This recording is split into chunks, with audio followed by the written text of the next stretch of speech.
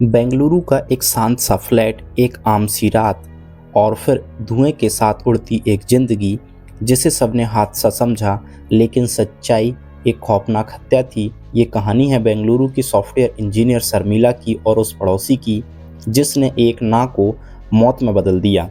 मैंगलोर की रहने वाली 34 साल की शर्मिला अपनी ज़िंदगी में कुछ करना चाहती थी, अपने सपनों को पूरा करना चाहती थी।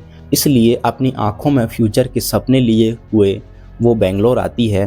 बेंगलोर में रामामूर्ति नगर में सुब्रमण्यम अपार्टमेंट में एक फ्लैट रेंट पे लेती है और उसके साथ उसकी एक रूममेट भी रहती थी। शर्मिला एक आईटी कंपनी में जॉब स्टार्ट कर देती है। सारा दिन ऑफिस, प्रोजेक्ट, मीटिंग और फिर घर घर आकर खाना बनाना, खाना और रेस्ट करना, बस यही उसकी ज़िंदगी थी। लेकिन आगे चल के उसकी ज़िंदगी में एक ऐसा मोड़ आया जिसने उसकी ज़िंदगी को पूरी तरीके से बर्बाद कर दिया। एक ऐसी कहानी, एक ऐसी घटना जिसकी उसने कभी ज़िंदगी में कल्पना भी नहीं की होगी। 3 जनवरी की शाम भी बिल्कुल आम थी। हर रोज़ की तरह शर्मिला अपने ऑफिस से आती है, अपने लिए खाना बनाती है और खाती है, अपने घर वालों से कॉल पर बातें करती है। इसके बाद वो सोने की तैयारी करती है। चूँकि शर्मिला फ्लैट पर अकेली थी, उसकी जो रूममेट थी वो अपने गांव गई हुई थी और उसी रात करीब 9 बजे पड़ोस में रहने वाला 18 साल का लड़का कुरई बालकनी के रास्ते फ्लैट में अंदर घुसता है और पीछे से शर्मिला को पकड़ लेता है। शर्मिला अचानक से घबरा जाती है कि कौन है जो इस तरीके से उसको पीछे से पकड़ लेता है। लेकिन जब शर्मिला ने पीछे मुड़कर देखा तो उसने देखा कि ये वही लड़का है जो पड़ोस में रहता है, क्योंकि शर्मिला कुरई को अपना छोटा भाई मानती थी। शर्मिला ने पूछा कि तुम यहाँ क्या कर रहे हो, तो कुरई ने कहा कि मैं तुमसे बहुत प्यार करता हूँ और तुम्हारे साथ शारीरिक संबंध बनाना चाहता हूँ। लेकिन शर्मिला ने एक बार में साफ साफ इनकार कर दिया कि ये संभव नहीं है, जैसा तुम चाह रहे हो ऐसा कुछ नहीं हो सकता।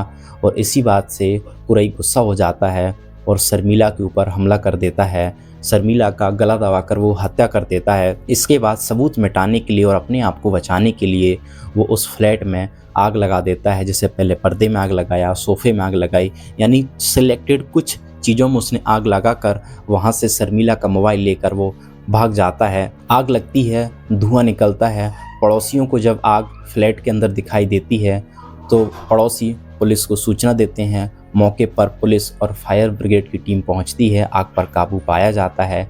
जब पुलिस की टीम फ्लैट के अंदर दाखिल होती है तो देखती है पूरा सामान पूरी तरीके से जल चुका है।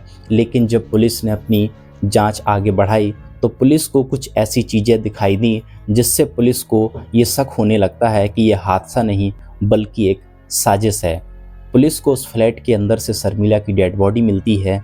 पुलिस और जब जांच आगे बढ़ाती है तो वहां पर पता चलता है कि शर्मिला का मोबाइल फ्लैट से गायब है। इसके अलावा पुलिस को एक पैटर्न दिखाई दिया। पुलिस को देखकर लगा कि जैसे कि आग लगी नहीं है बल्कि कुछ कुछ चीज़ों में जानबूझकर आग लगाई गई हो।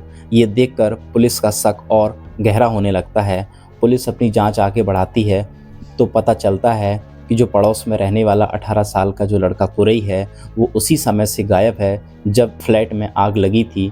तो पुलिस पूछताछ में इधर उधर से पड़ोसियों से कुरई का नंबर पता करती है और जब नंबर को ट्रेस किया जाता है तो कुरई का लोकेशन पुलिस को पता चलता है। पुलिस कुरई को गिरफ्तार करती है, हिरासत में लेती है। जब कुरई से पूछताछ करती है तो कुरई पुलिस की आगे टूट जाता है और अपनी पूरी जो दर्दनाक कहानी है वो पुलिस के सामने बयां कर देता है। शर्मिला की गलती सिर्फ इतनी थी कि उसने गलत को गलत कहा, लेकिन किसी की ना कभी भी किसी की मौत की वजह नहीं बननी चाहिए। ये कहानी सिर्फ एक केस नहीं, ये चेतावनी है कि खतरा कभी कभी सबसे पास होता है। धुएं के पीछे सच हमेशा छुपा नहीं रहता। पुलिस ने आरोपी पर हत्या, बलात्कार की कोशिश और सबूत मिटाने का आरोप लगाया है। केस गंभीर धाराओं के अंतर्गत चल रहा है।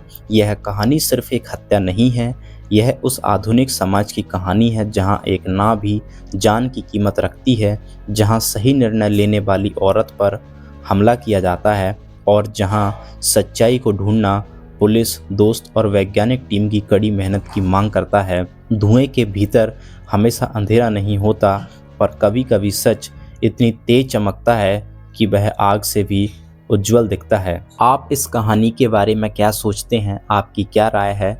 कमेंट में ज़रूर बताएं और ऐसी ही क्राइम वीडियोस, क्राइम रिपोर्टिंग देखने के लिए चैनल को सब्सक्राइब करें।